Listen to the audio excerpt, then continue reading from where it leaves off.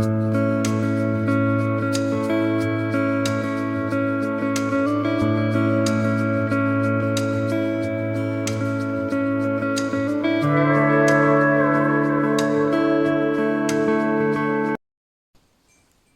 I just wanted to touch on my life as a dyspraxic and how it affects my life and how it has been affecting my life recently,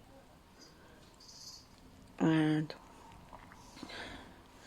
just put a bit more awareness out there and basically explain that it does affect adults, and unfortunately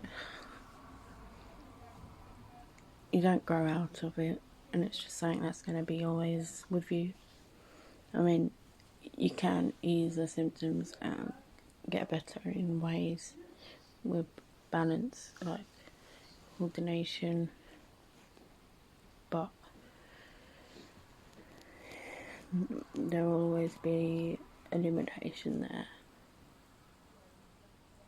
there, which I've noticed recently, because something I deal with when I'm working, writing, anything to do with writing or working, I make myself work 10 times harder because my brain functions in a different way to someone else's, which I'm sure everyone's the same, but when you're dyspraxic, it's like you have to literally break everything down for me because I don't have a clue. And a lot of the times I can get things wrong and not understand why it's wrong.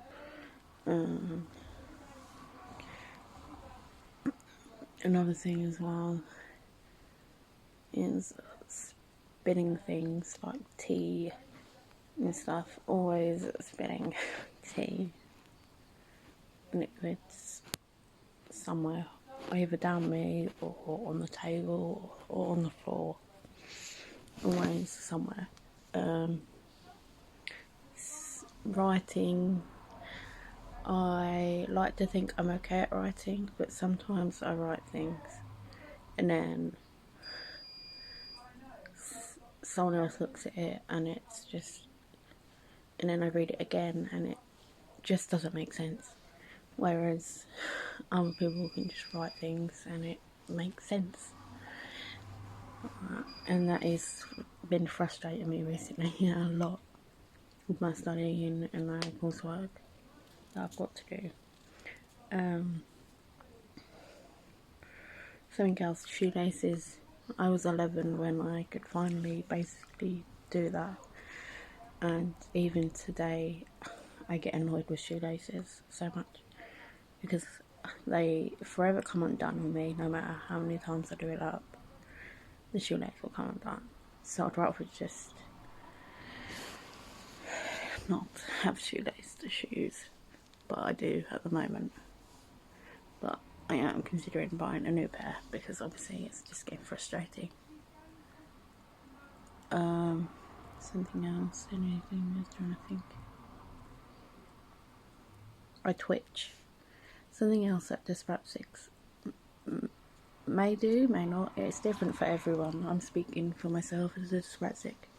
When I get excited, or I don't know, if I'm focused on something, really, really focused, I don't know, my body reacts and I twitch, which is fun when people don't understand. But that is something that happens. And so yeah. Anything else?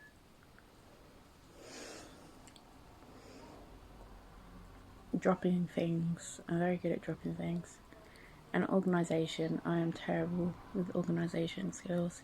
So if any tips from dyspraxic or non-dyspraxic people, I'm happy to hear and take on advice, because at the moment it seems like a never-ending battle with organisation skills. Like, I try it for a week one way, and after that week my room is just back to the way it was before I tried that mechanism, if that makes sense. I don't know if that makes sense, but yeah, that is something I struggle with and always have. I was diagnosed when I think it was 8 or something. I was in primary, junior school ages, and I was diagnosed, and you had to do I was put into this group to do physio to improve my balance, which it worked a bit, because before the physio I couldn't touch a ball. I mean, I'm still not great at sports, and I'll never be good at sports ever because my coordination. But same with gaming as well.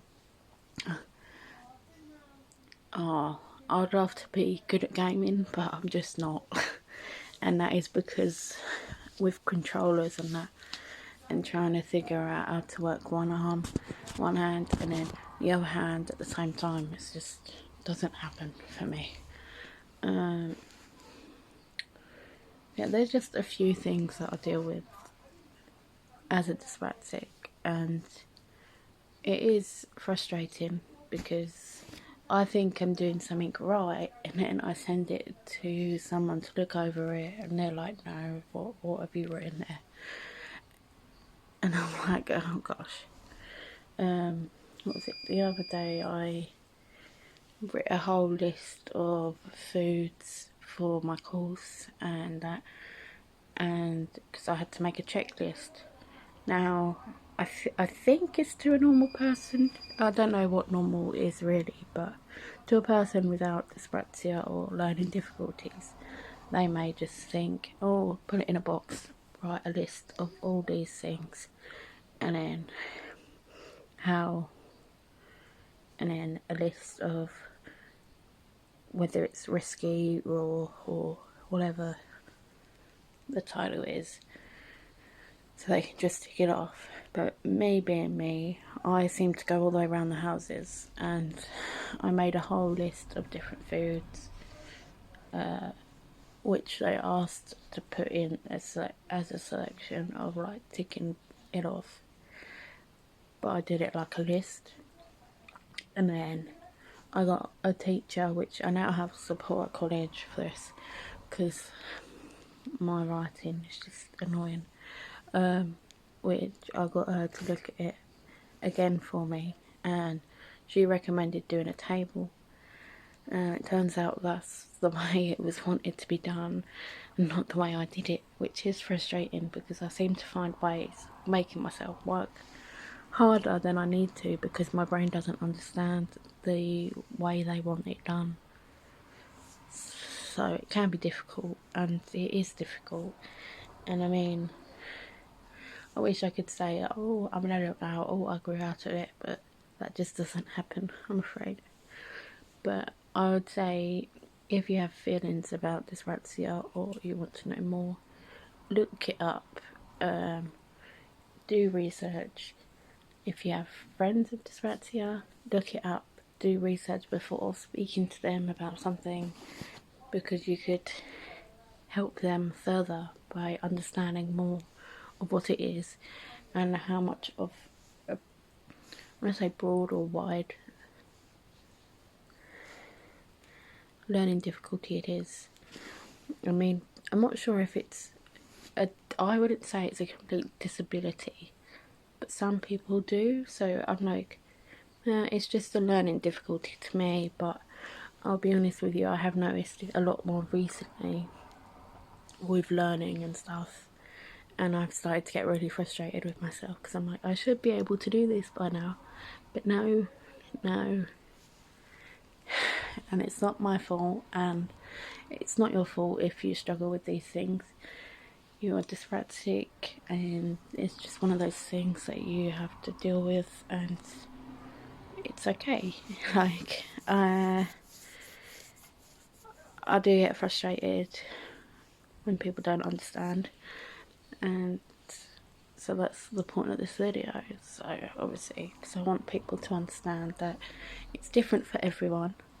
There is lots of advice and lots of things out there, and this is just some things I deal with dyspraxia. So I'll leave the NHS dyspraxia site below, so if you want to look into and do your own research, you can. But obviously, just support each other. Dyspraxia is a learning difficulty, and many people have it, and it can be frustrating, and just try and be there for that person when they're struggling with their dyspraxia, because it can get frustrating and it does make things harder for us. But also, hello to dyspraxic people, friends, and thank you for clicking on this video. You're not alone, and it's okay to struggle with your dyspraxia, and yeah, we'll all be on this journey together. If you want to subscribe down below or wherever, I would appreciate it. But yeah, I just wanted to touch on this because it's been really frustrating me lately. So yeah, thank you so much for watching. Have a great day. Bye.